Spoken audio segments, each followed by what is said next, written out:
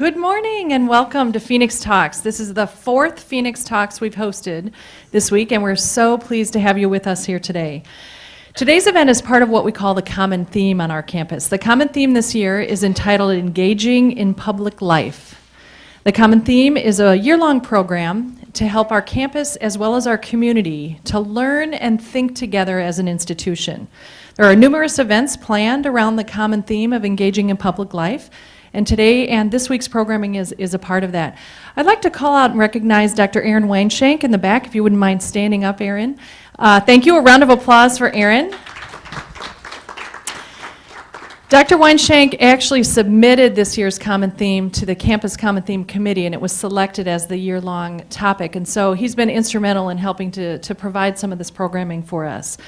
We modeled this week's events after TED Talks. Hopefully you're familiar with TED Talks, but we wanted to bring it more to a community level, a little bit more of an intimate level. We wanted to hear from community members in our region, and our speakers today are some of the most highly regarded speakers and leaders in our community. You'll get to know them a little bit better. They are all working very hard to make this a better place. They're all passionate about what they do, and we're pleased to have all of you with us here today. We want to hear from you about ideas and values that you have and why engaging in public service is important, and that's really what our audience is here to do today. The format will be as follows. We'll go ahead and ask each guest to introduce themselves and speak for about 10 minutes, telling us a little introduction about yourself and why you think it's valuable to work in public service. And then we'll hear from each one of you. We'll kind of go down the line, and then we'll open it up for some Q&A. And Erin will moderate the Q&A for us kind of at the close of the hour today is what we'll do. Our guests today, first of all, to my far right, we have Dan Lindstrom. Dan is a city planner for Green Bay. And in the middle, we have Cheryl Renner-Wig. Renyer Wig, thank you, Renyer Wig. Cheryl is a neighborhood development supervisor, so we'll learn a little bit more about her role as well today. And then to my immediate right, we have Mayor Schmidt as well joining us today too. So without further ado, we'll go ahead and start. Maybe Dan, if you want to begin. And I also know, Mayor, that you have a tight schedule today and may have to leave a few minutes early is my understanding. So we'll take you for as long as we can. So Dan, if you want to go ahead and begin, and thank you all for joining us today. Well, I think I'm going to start with following the proper procedures of mayoral etiquette. So I'm actually going to default to the mayor to start off here first. Thanks, Dan. I'll grab this. Is this on? Well, this is great to be here. And you heard in the introduction, you're going to hear from three speakers who are passionate about their job. And I will tell you that is one word that really fits me. I am passionate about my job. And you know, I always wanted a job that I would enjoy. I did. Since I was a little kid, I enjoy having fun. I've always enjoyed maybe making a little bit of money, and never really knew what that was going to be. I grew up in Two Rivers, and what I did for fun and enjoyment was I would go, probably in 6th grade, I would go to auctions. In Two Rivers household auctions. Somebody would die, and they, instead of having a rummage sale, they'd have an auction. And at the end of the auction, they always auction off stuff like 50 cents for this box. And you don't know what was in the box, or $1 for this box. And I'd always buy it, go in there, and there'd be, you know, an iron or a hat or a purse. And I'd go around the neighborhood and sell it for more than what was in the box. And that was very, very enjoyable for me. And I think that has a little bit to do with my entrepreneurial spirit as well. So that, I like telling that story because that's something kids can still do today. It's just a great way of making money and a little bit of risk with buying because you don't know what's in the box, but there's usually enough in there. And with 10 brothers and sisters and a whole bunch of cousins, I could usually at least recoup my expenses and make a little money on top of that. So I went to school at Roncalli High School in Manitowoc. Enjoyed it there. I had a good year there. For those of you who know me, I am not an A student. I'm a good B student because I kind of did both. I went there. I went to school for the social aspect as well as the academic, and then went to school at St. Norbert College. That was good to me. I enjoyed school there very much. Again, a decent student. Didn't know what I wanted to do, but I knew I wanted to have some fun. I was high school president in high school, and junior class president, and then in college at St. Norbert, we elected 4 students and 4 faculty members, and that was called Student Life, and I did that. I thought, well, that's fun, but, you know, I just needed to do something where I was going to enjoy what I do, and I believe in having a whole lot of fun in life. I like parties, I like people, and I'll overuse the word enjoy, but I just do. I believe in a life after, when we're done with all this here. I'm sure I'm going to see my dad and, you know, my daughter and, I don't know, Abe Lincoln. I'm not sure I get all that, but I know that right here and now I have a little bit more control, and I'm going to enjoy my ride here for as long as that's allowed. So at school, it's like, I don't know what I want to do, but I know I want to have fun, I want to do something. So I thought, you know what, I'm going to be a Catholic priest. My brother's a priest. I thought that would be good for me.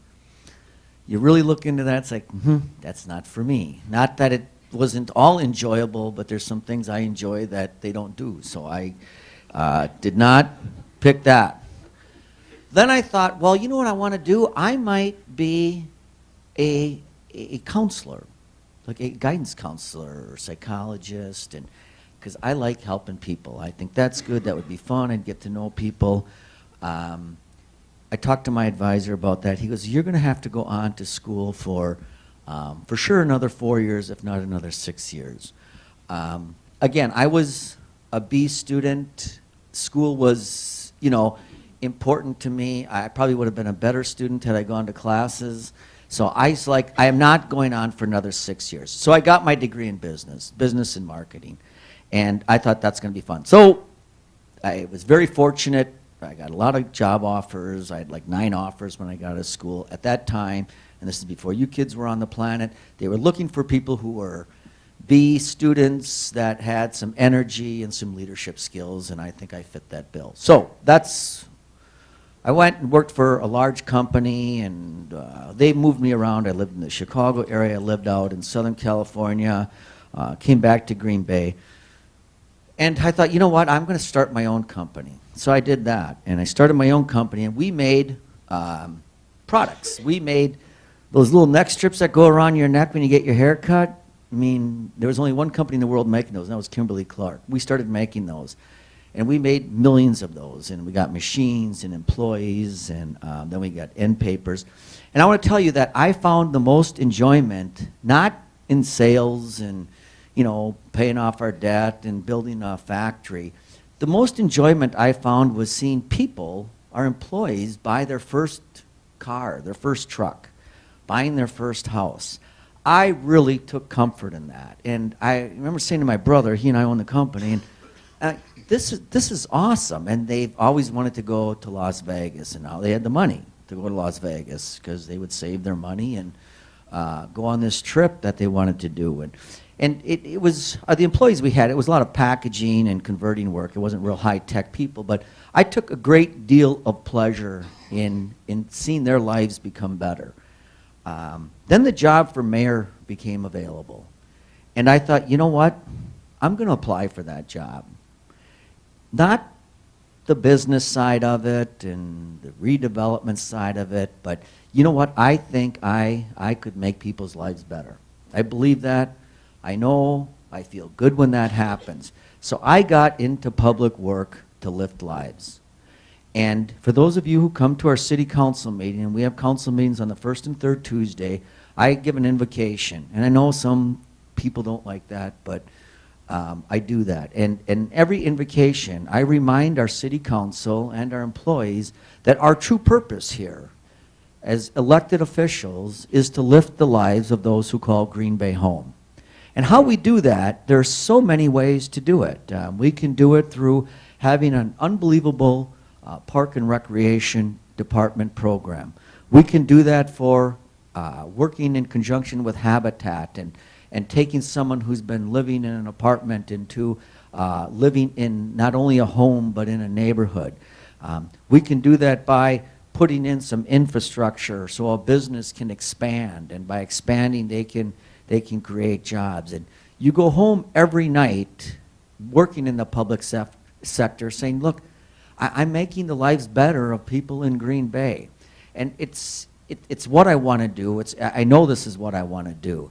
And there's not a lot of money in the public sector, nor should there be. If you want the Mercedes and the boat and the cottage, marry well. Now, if you want that stuff, you should you make a decision, and you can do that in the public sector. You just have to really, really save. But that wasn't as important to me. I mean, when I had our private business, I wanted to have enough money to let my kids go to college wherever they want. I have 3 kids in college, and I wanted to pay off my house and live in a nice house, and I do that. Other than that, I didn't want to work for free either. I think people have to make money. I think people who do things should be rewarded. So in government, I chose to be the mayor, and I ran for mayor, and I got elected in 2003.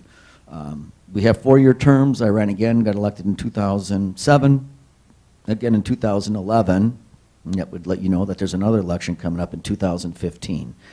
And people say, what's different from 2003 to 2015? And I read my State of the Cities, and it's not that much different. I want to make a downtown that works for everybody. I think we should have a downtown, whether you're the president of the bank or you're a teller at a bank, you should be able to live down there.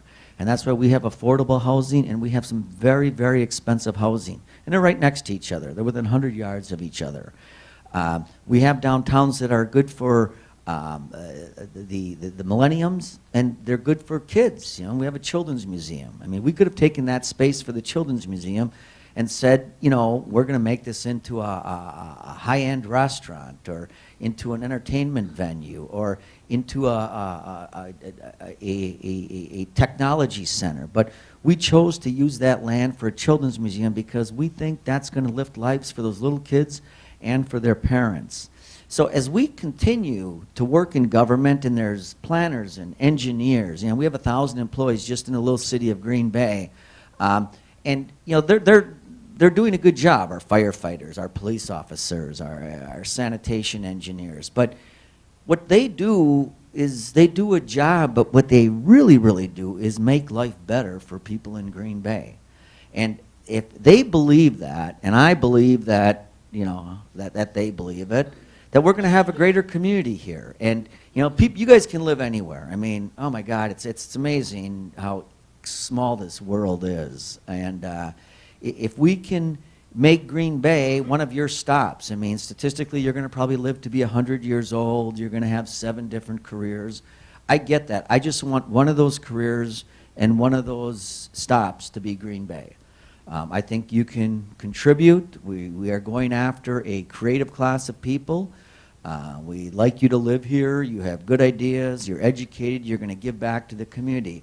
So unlike the other jobs I had, like in working in owning my own business or working for a large corporation, I get satisfaction out of, like I said, out of lifting lives. And I think government can do that. I think we are a government of the people, for the people. And if you believe that, and you say, look, I'm going to work today to make someone's life better, it takes time. Government is a lot of processes. There's too many processes in government, but when you learn about it like we have firsthand, it works. It doesn't always seem like it works, but government does work. And I'm getting rewarded for this, and I think the people who live in our community are feeling rewarded. I feel like when I talk to people, they're like, look, I moved here X years ago, or I grew up here, and I really like what's going on here, here. And there's other things we have to do. I mean, we have a lot of work to do, but when we study other communities like a Detroit and what happened there, and some of the challenges that they went through in St. Louis, and in some of these smaller communities, I'm not sensing that here. I'm not afraid of Green Bay. I think people really understand that they've got a mayor and government. They have people who are working in the government to make this a better community for people who call Green Bay home. And I talked about it's important for me to enjoy what I do. And enjoy, and these guys have heard this, but it's an acronym for me, the ENJOY. And when I say I'm going to enjoy something, the E just stands for energy. I am a high energy guy, and I like to put energy into what I do. The N for enjoy is into networking. I love meeting people. I'm here. I'm going to meet some of you after this meeting today. Mayor's Beautification Luncheon. Tonight, we're dedicating a Habitat Home, and we have a Mayor's Neighborhood Leadership Meeting tonight. So I'll meet people, I'll network with people. I want to hear what they're saying, what they're concerned about, and what they think we're doing. The J in Joy is the justice that we have to have. And if you cheat someone, that comes back at you in business and your friendships. So just to be just in everything you do. Some people, the J should be for, what would Jesus do? But depending on your religion, just make sure you're just in what you do. The O for enjoy, E-N-J-O, is to be organized. I mean, life goes so fast. I can't believe where I'm at in life at this age. But I get more done, I think, because I'm a little bit more organized. I could be more organized. But I think that's important. And then the Y in enjoy is you've got to take care of you. I mean, to buy yourself a treat for when you do good things, or a new shirt, or just take some time out and sit in your chair and look out the window and say, this is awesome. I'm working for the public sector. I work in government. I believe I'm lifting lives here in Green Bay. I enjoy what I'm doing. It just doesn't get much better than that. Thank you for inviting me to this, and I look forward to your questions. Hello, everyone. I have to tell you, I hate following the mayor, but I've done it more than once. So. All right, I'm Cheryl Renier-Wig. I run the neighborhood division for the city of Green Bay. I've been doing that for 27 years this December. How many of you out there are younger than 27? Man, see how I'm really important. I've been there a long time, Mayor. Did you see that? Okay. I just want to tell you about myself. I was born and raised in Green Bay, graduated from East High School. I graduated from UW-Oshkosh, or as my senior son there tells me, it's Schloshkosh. I have a major in criminal justice. I have a minor in public administration. And when I was on campus there, I was very involved. I was student legal service affairs director. I was women's affairs director. I was involved in a number of political groups. I did a one-year internship with the housing inspector there. These are all things that got me the job with the city. So I'm telling you guys, just having classes isn't going to do it. You need to get out, you need to get involved, because when we get applications with the city, we have a lot of good students and a lot of good grades, but we look at what have you done outside of your schooling. So first tip for me is get involved. So what does the neighborhood division do? Well, I have a staff of about 22 people, and our job is really to keep neighborhoods healthy and great, because neighborhoods in Green Bay are great. I have 3 different groups of people that I work with. I work with some redevelopment folks. If you see a house coming down in the city of Green Bay, that's probably as a result of what we're doing. We buy properties, we fix them up, we sell them, we rehab them. We do a lot of work with infrastructure. We do, if you drive down, like for example, Monroe, there might be some funding that we put in with that. We improve our parks. We work with federal grant funds to do that kind of stuff. So kind of the nuts and bolts of neighborhoods, we have staff that do that. I also have staff that are housing and zoning inspectors. So Google broken windows theory, and it will talk to you about how it's important that in neighborhoods you fix the small things, because if you have that one broken window, that one broken swing, nobody fixes it. It kind of tells everybody in that neighborhood, just these people don't care here. More things start to happen, you see declines. We believe that is theory, that is true in Green Bay, so we stay on top of our neighborhoods and we fix those broken windows. So housing, zoning staff go out there, we're complaint driven, and we do a lot of that. I also supervise our community service interns. If you've seen those kids riding around town with the yellow shirts and the black pants, they work a lot with the police department, but they also work with our park staff, open gyms, schools, kind of our ambassadors. These kids want to be police officers, so it's important for us to work with them before they become police officers, because when we hire them, we just swore one in on Monday, a community service intern, they have that all-around encompassing view of the city compared to sometimes just that police view of the city. So they get out and they meet people and they understand what customer service means. The other thing we do is we work with neighborhood associations. In the city of Green Bay, we now have 40 neighborhood associations. We're about 75% covered in the city. So we help form associations, and then once they're formed, we work with those boards, and we work with the neighbors, and then they have their own projects that they work on. Great for the city because they do their own fundraising. They make improvements to the city where basically we just can't afford to do all the special stuff with the city. Beautification types of things just really aren't in our budget all the time. So they help us by making the city better with the work that they do. So why did I get involved in public service? Well, personally, and I don't know if you guys, maybe you are because you're here at this Phoenix talk today, but I'm a fixer. I'm one of these people that if someone says to me, God, you know how long it took me to get that coffee today when I was down at, I go, well, if you move her there and she goes there, and then if someone's working the register, you know, that's just kind of the way my brain works. And a lot of people in public service, I think, are like that. They're problem solvers. They like to fix things. And that's kind of like, that's why I'm involved in public service. I also have this like weird concept that I think it's important that you make the environment around you the best place that you can be. You know, I get joy when I can help you.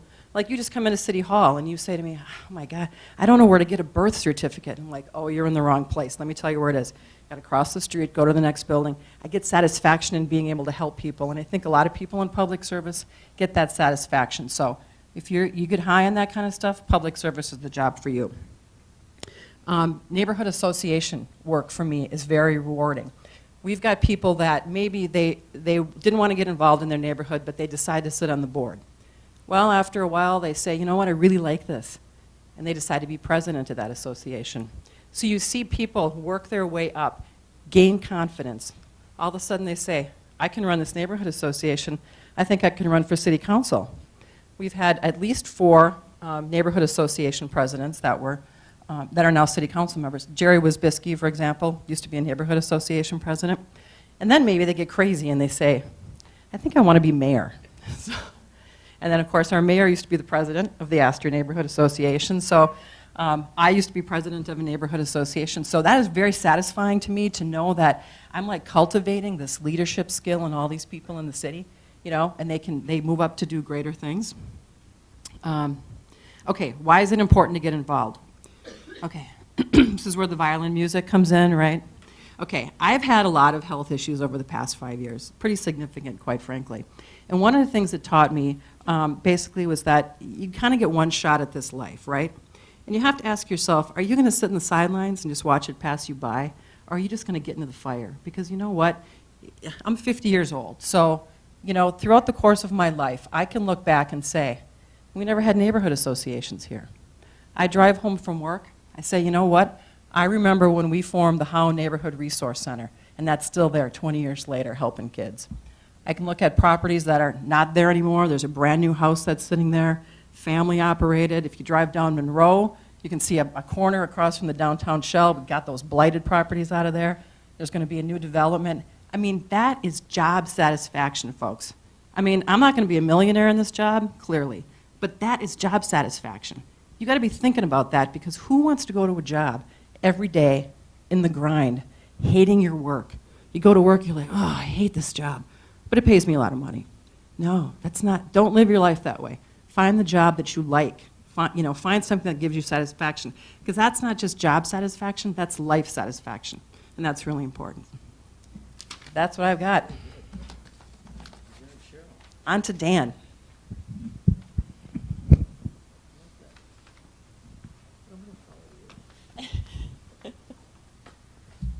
I'm actually put my mic back because I talk with my hands and you're never going to be able to hear me. I'm Italian by nature. I'll use this one up here. Yeah, we're good. Everyone hear me? All right, my name's Dan Lindstrom. I'm a planner with the city planning department. I'll give you a brief overview. I know that the mayor kind of went back to his childhood, so I'm actually going to go back a little bit from when I originally planned. And I first started looking at development. And so my role in public participation and civic duty really comes in development. So I started off playing with Lincoln Logs. And so for me, Lincoln Logs became my starting point. I started my career in school just like here. I am actually a graduate of the Urban Regional Studies Department here, as well as the Environmental Policy and Planning. So that's where I started. However, if we rewind, I started off in a little bit more architecture. And when I started with architecture, my background started to take a look at, I'm creating a nice, beautiful building. I'm not creating a nice showcase piece. But for me, it didn't quite fit into the right context of what I wanted. And that was having to create a better environment. And so I ended up coming here for Urban and Regional Studies to take a look at a whole complete network of a city or of an area. So when I talk today, it's pretty much going to be about development of a city. And we talked about a little bit in previous sessions. I know you guys talked about environment in one of them. So this one is, you have people on this panel really from the city side for development purposes. So I'm going to focus a little bit more on that. So again, graduated this program here, Urban and Regional Studies, with the emphasis environmental design. So I really focused on the design aspect. A little bit more while I was here, I was actually a member of the swim team, and so that piece will come in a little bit later into my civic duties. I then went off to graduate school. So I had taken my experience that I had learned in my internship, actually with the city of Green Bay, and transferred that into graduate school. While in graduate school, participated in several neighborhood plans throughout Ohio. I went to graduate school at Ohio State.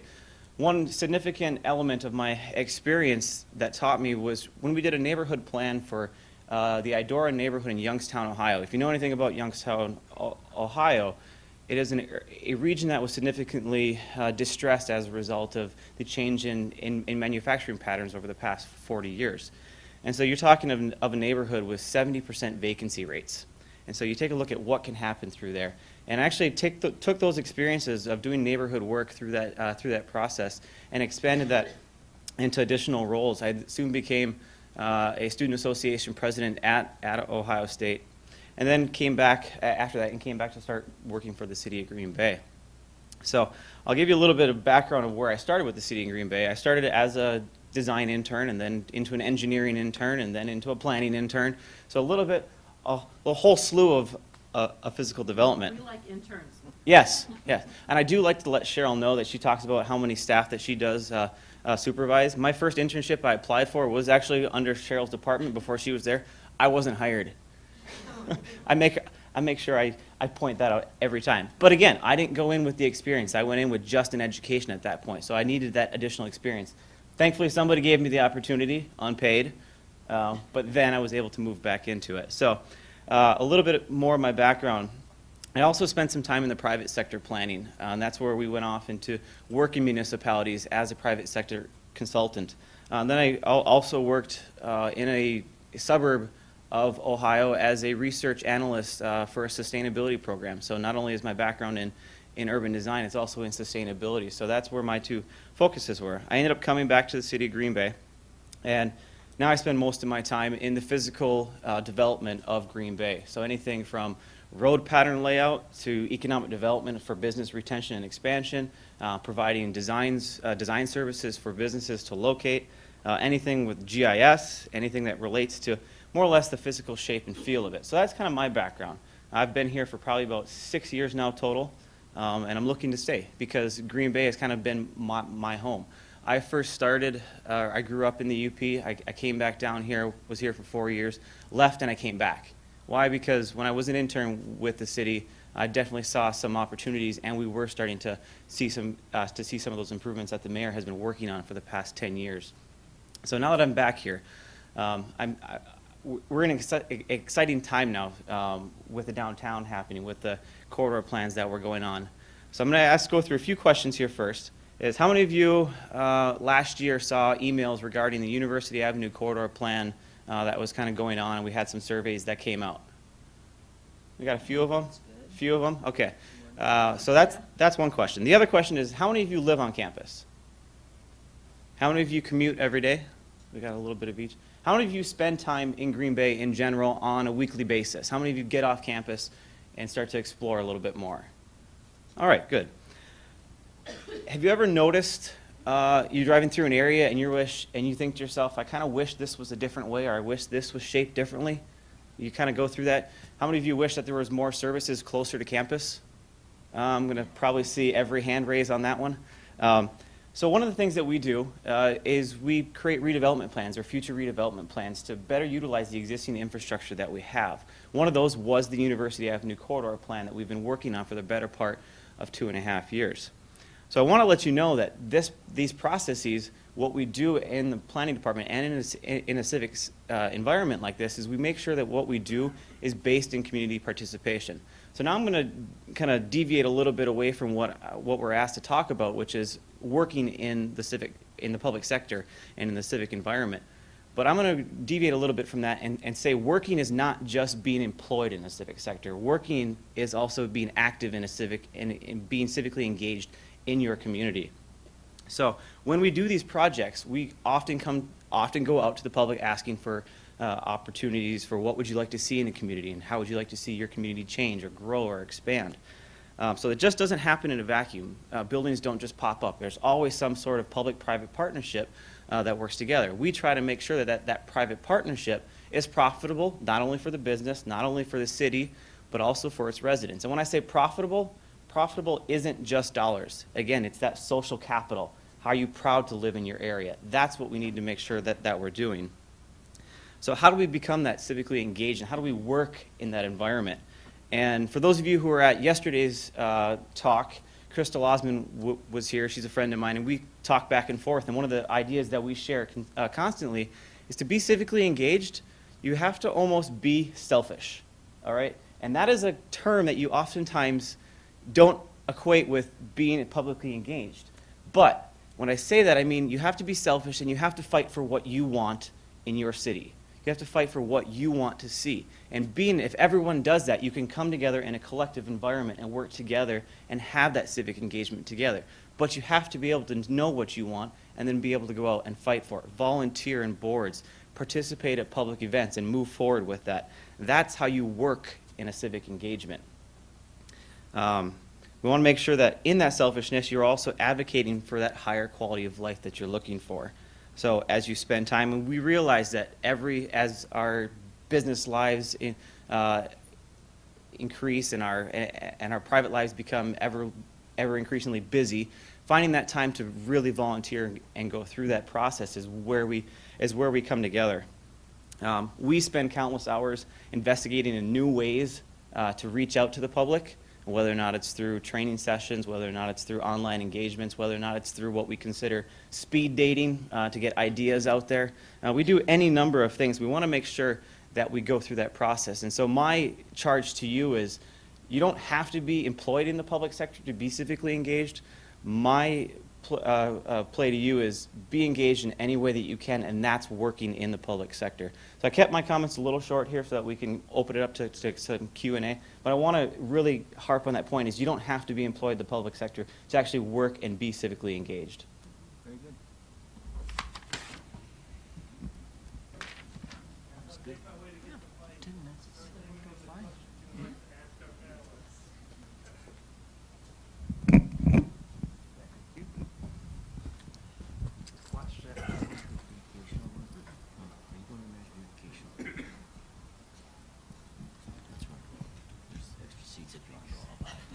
Thanks for coming today. We got a hot mic. My name is Jared Spoody, senior on campus. I just want to start out first by saying, Mr. Mayor, it's ironic that you talked about your brother in Sturgeon Bay because he will tell everybody that he runs the city via the one phone conversation a week that he has with you. So I just thought that was ironic. Priests shouldn't lie. I guess my question is for all you. What is sort of your biggest challenge as you go through? I mean, you talk about energy and the attributes that it takes to be successful in the field, but there's obviously challenges that go along with that. So can you just highlight a few of maybe the challenges that you see day to day to being successful in your field?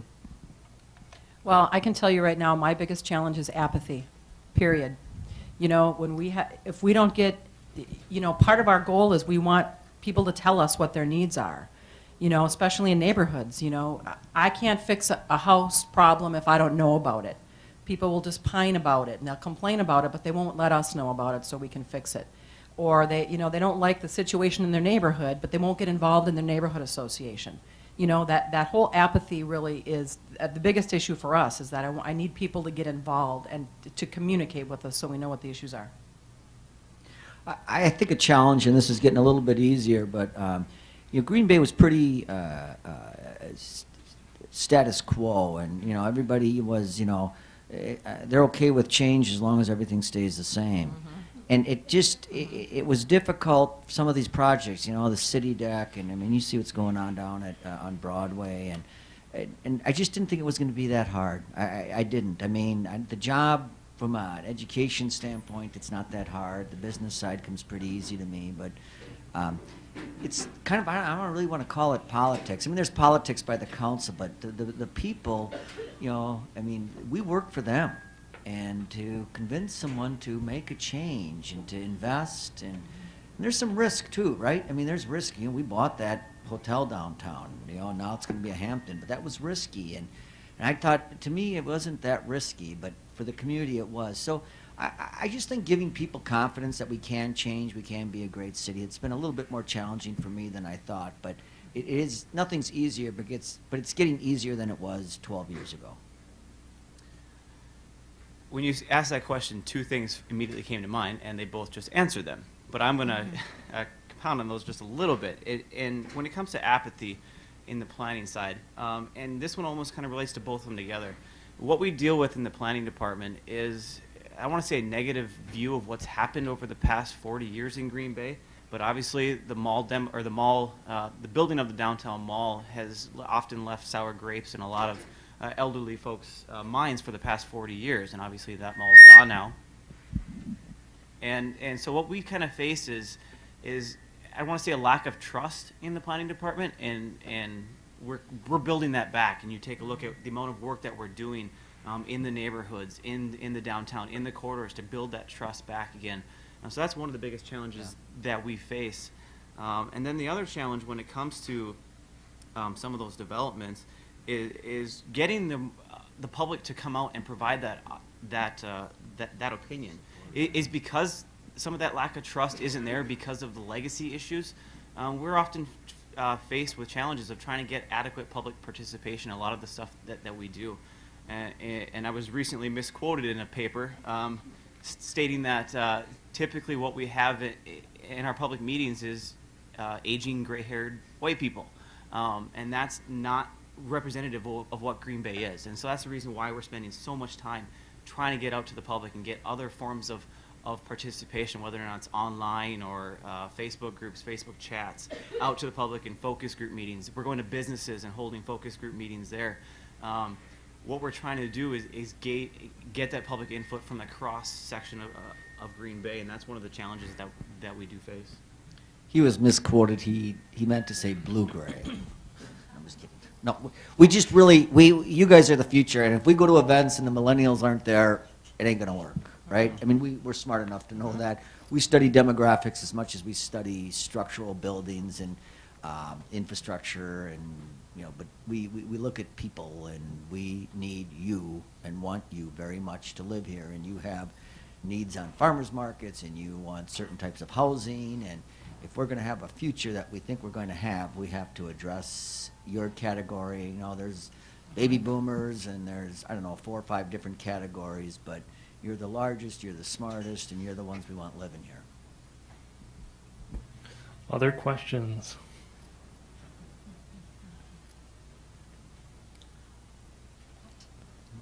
What? Apathy. Public, we need public engagement. All right.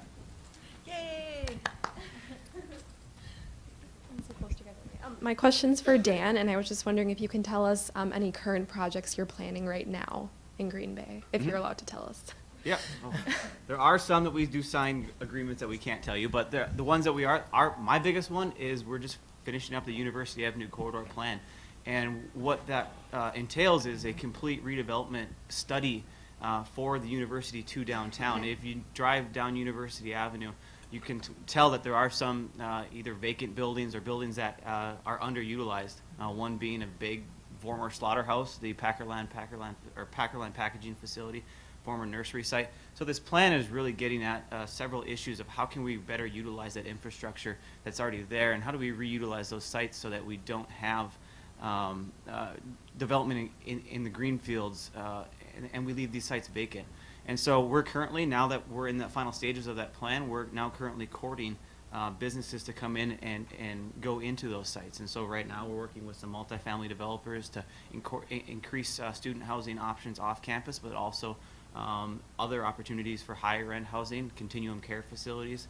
But we're also taking a look at, we took the survey results that were provided by the students here as well as the public, and we're courting some of those retail establishments and as well as restaurant and other facilities that you guys are looking for. And so that's what we're working on right now. That's kind of my biggest one. There are other numerous items going on downtown. We got the 2 brand new apartment buildings that are going up, the Meyer Theater expansion that's going on. I'm sure I'm stealing the mayor's thunder right now, but And Larson Green, that was going to be a Walmart, you know, Mhm. that is really moving along at pretty lightning speed. You know, we've got an offer in and we're going back and forth. So it's exciting and we like this development. And we're also right in the middle of, you know, talk about biggest project. We have our budget that's going on right now that will be approved on Wednesday. And, you know, we spend $100 million to run the city. You know, is that a lot of money? It's $1,000 a person. But, you know, we need to do everything, right? We need to pick up your garbage. We need to keep the police, fire. We need to keep the parks going. We need to keep Dan working in his department on new developments so that we have a new, you know, we want to do $70 million of brand new tax base. Plus, we want to retain through Cheryl's department everything we have. I mean, it's, you know, you can maintain a $6 billion tax base, which is about what we have, but we want to grow that next year. And that takes a lot of planning and some money, and then people don't want their taxes to go up. And I understand that. So, you know, we'll get through this in the next week, but you'll be reading about that. There'll be an article tomorrow on the paper, on our budget. It's a good budget, and it will work for the city of Green Bay.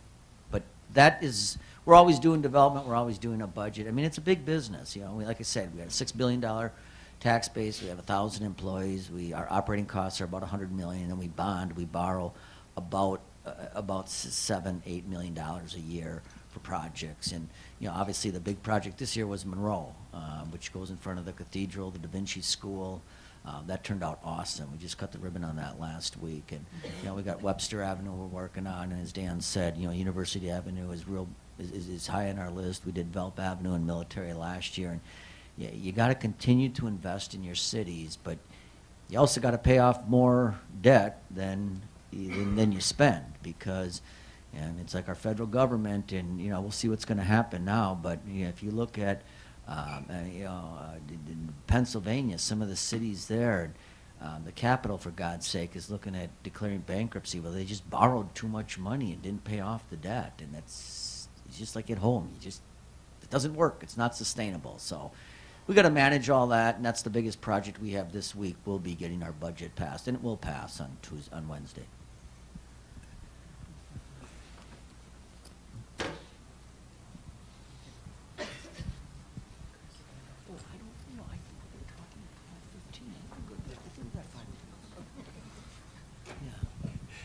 I'm curious, when we're talking about citizen engagement, how do you work to get citizens involved in issues for which they don't really care but you think are important? One thing that comes to my mind is a bus system or a transit system that's sort of regional in scope. Right now we've got individual areas that buy in and things like that. You know, not just that issue, but just generally when you have issues that you think are important but people don't really have it on the radar screen, how do you get them involved in looking at those things? Well, I can speak when we're like working with neighborhood associations. They're required to have an annual meeting every year, and they have to have a quorum at that meeting. So we work with them to make sure that we bring in speakers that will draw. I mean, I always kid everybody, yeah, there's nothing like a pedophile moving into the neighborhood to bring them out, right? But of course, we don't want that. So, but like police captains, everybody loves the cops, right? We bring the police captains in, you know, they're speakers. We always have the mayor. Everybody wants to know what's going on in the city. We get the mayor to come to these meetings, and he's a draw. So we try to find out what's happening in the neighborhood. East Shore Drive, Phragmites. How do you get rid of Phragmites? That's a draw. So we kind of work with the neighborhood, I do, to try to find out, you know, what's important to that specific neighborhood. I think if there's, look, we work for the people of Green Bay, and if there's an issue that we think is important and they don't, maybe it's not that important. On the other hand, there are important issues that, I mean, people are busy. They are. There's a small group of people that are really following us really close. But by and large, I mean, people got jobs, they got kids, they got soccer, they got church, you know, they are too busy. We have a responsibility to educate people on what should be important. And we say to people, look, you know, this city landfills all our garbage. That is not a good idea. We are going to run out. It's expensive. It's not good for the environment, and you know, your kids are going to pay for that if we don't start looking at that. And then there's people that say, you know what? I took an environmental science class. I'll come to the meeting, and then we get some people engaged in that. And then we looked at this whole recycling with the blue carts, and you know, that was a process that there were some people that felt important, but we felt it was really important. So when and as Cheryl said, I go out and give a lot of talks during the week, and I'll mention, I was like, look, you guys, these neighborhoods, and you drive through and, oh, you know, the neighborhoods look great. Well, they look great because we have neighborhood associations. So, you know, sometimes we have to educate people on why they need to be involved. But I will say, if we really think it's unbelievably important to have a sister city with Beijing, China, and no businesses want it, and the chamber doesn't want it, and the university doesn't want it, maybe we shouldn't be doing it. Beijing wants it, I'll tell you that. But you know what I mean? We have to vet that, because there's a lot of opportunities out there. But if we educate people, I mean, this is a pretty smart community we have here. We usually get people to get engaged, and sometimes it's only a handful of people. 8, 10 people can, that transit like you're talking about, we put in the budget that downtown loop for transit. I mean, that's being driven by not a lot of people, and that's pretty cool. When I'm not going to call them special interests, these are just people who really care about something, and I think they're going to move the ball on transit this fall. I mean, this in 2015. I understand that the mayor needs to get moving, so maybe we can give our panelists a round of applause. And if you have extra questions for Dan or Cheryl, All right. make your way down there. I will tell you, I'm going to the Riverside Ballroom. We give out the Mayor's Beautification Awards. So it's important, and as you go through life and raising kids or whatever you're going to do, you got to stop and smell the roses once in a while. I'm not great at that, but we give out awards today to people who've made investments in their properties because we want to recognize beauty. We're not big on just, you know, if you fix up your house and put, you know, build a garage with aluminum, and you know, we would rather some bricks, some detailing, and there's some businesses that went the extra mile, did some decorative lighting, and they're going to be recognized at noon today at this lunch. And it's us, the city of Green Bay, which is you, but it's all of us thanking them for spending that little extra money, working with people like Dan and Cheryl to really make their buildings very special. And you'll see those in the paper tomorrow. So that is the lunch that we're off to. And I just want to, you know, we are, I say this all the time, but yeah, you need to hear it as students. I've worked in other places. We have some great, dedicated, passionate employees in the city of Green Bay, 2 of them sitting up here with me. And if you're interested in working for the government, and that's such a bad word, if you're interested in the public sector, if you're interested in lifting lives and being creative and really building a legacy, you need to spend some time in the public sector. It's a wonderful, rewarding career, and I hope to see all of you in the city of Green Bay or in another municipality along the way. All right, thank you. And no neighborhood association on campus. If you want to form one, come talk to me. Nobody.